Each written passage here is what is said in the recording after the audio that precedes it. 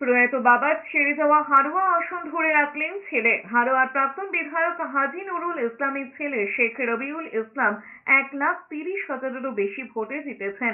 এই হারোয়ারই প্রাক্তন বিধায়ক হাজী নুরুল ইসলাম লোকসভা ভোটে বসিরহাট কেন্দ্র থেকে তৃণমূলের প্রার্থী হয়ে জিতেছিলেন। যদিও অসুস্থতার কারণে তার মৃত্যু হয়।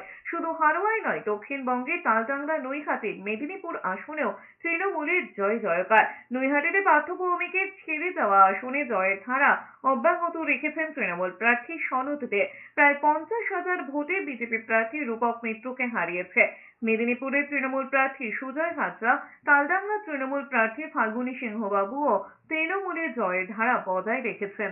মমতা ব্যানার্জির জয়, অভিষেক ব্যানার্জির জয়, আর মামাটি মানুষ হাড়োয়া বিধানসভাবাসীর জয়।